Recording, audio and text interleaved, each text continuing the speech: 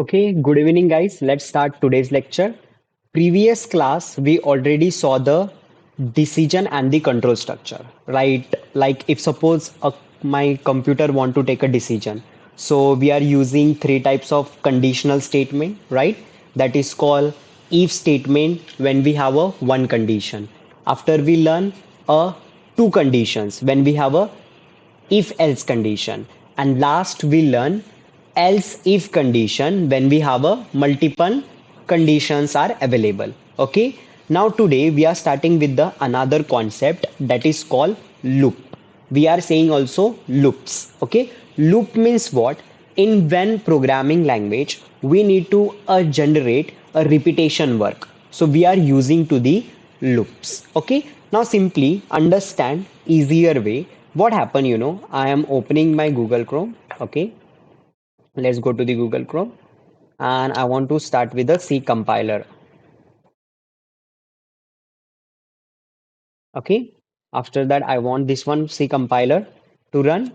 Now see over here, thing is what, let me remove that unnecessary code. I don't want this one. Okay, and I don't want to the this one too. Now this is your normal code, which one we are using regularly, right?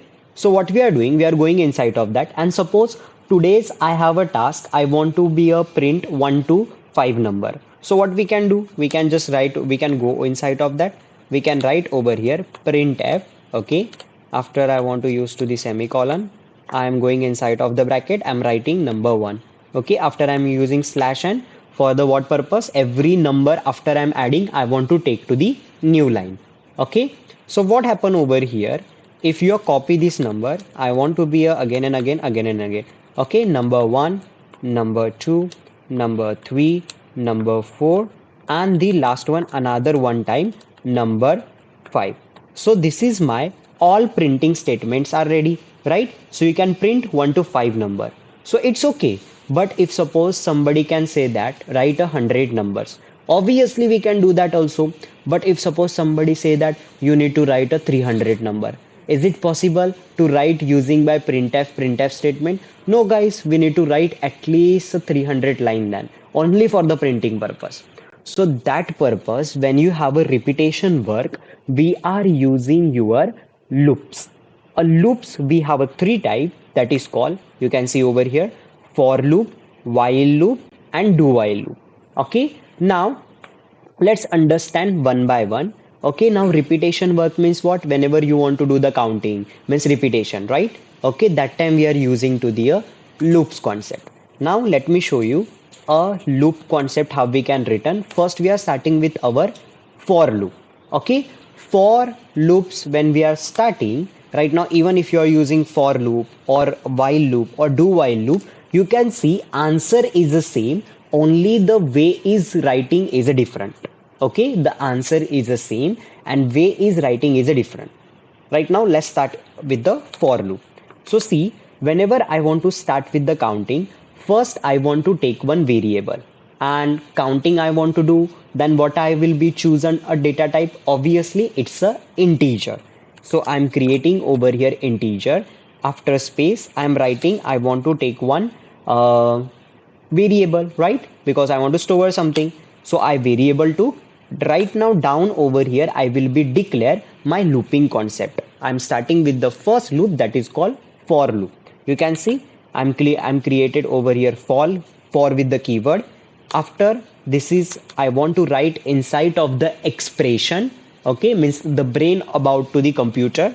After later I want to use to the what I want to do the particular task inside of the curly bracket. Now let's go to the right the brain for the for loop. Now how we can do that? Simply first I want to write my box 1. I want to start from number 1. You can start from 0 also. Problem there is no. Okay, problem is not there. Now after that I want to write where I want to stop my for loop. So you can see box number 1. After box is less than equal to suppose 300. There I want to stop. Don't forget to use semicolon. And last one, this is your starting point of your counting, this is your ending point of your counting. Okay, and after letter we need to go inside of the brackets, and you need to, okay, not inside of the bracket, we need to again to put over here the increments, okay, because what happened, 1 should will become as a 2, 2 should become as a 3, 3 should become as a 4, and up to where a 300. Perfect. So we are going over here and we're writing box should be 1, it's become as a plus plus, means increment there. Don't use over here semicolon, okay, semicolon we are not adding when we are using to the box increment, means your variable increment. So we done that. After that we are going inside of your code, okay, and now we are writing our printing statement. Print f inside of the grounded bracket, don't forget to semicolon, okay, inside of the brackets I want to write my percentage d because it's a integer data type, okay. After that I want to use a backward slash n because I want every number repeated in the next line, okay. And after that you need to write a comma and the box number 1 you want to print, isn't it? Now see, when you are clicking on the run button, you can see 1 to 300 numbers is within second is done. Are you getting? So that is called the looping. Looping means what? I do not need to write a every time, print f 1 2 3 4 up to a 300 time, isn't it?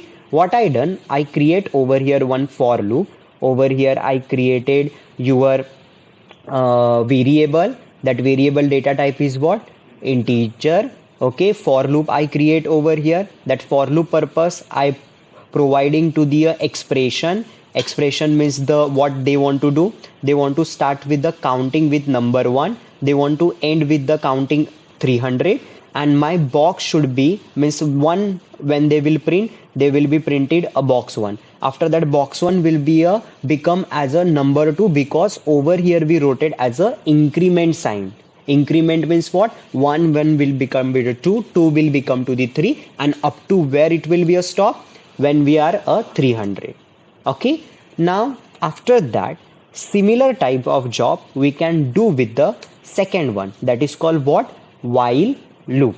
Okay. Now how we can do that? Let me show you. I'm removing all this code right now and I'm starting with first while loop.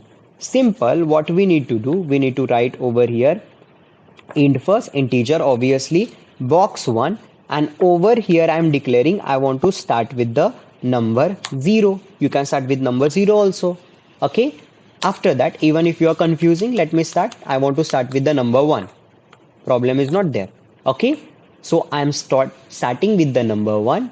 Now what I want to do, I want to do the over here which loop we are doing right now, while loop, okay. So what we need to do, we need to write over here first while, okay. While when I want to say over here while up to over here, okay. Let me check once again. While loop we need to start, okay. So what we need to do, we need to same like do over here while and up to how much I want to go. See, I'm writing while means while when I want to do that, I want to say my box will be a less than equal to, suppose right now we are right, we need to go with only the 50, okay. I want to go with only the 50. My starting point is right now in the up, okay. After that while where I want to reach up to a 50, that I return in the expression, and after that I'm going over here and printing to the that particular statement which one I want to print out, that is called percentage d, okay. After I want slash and for every numbers in the next line, okay.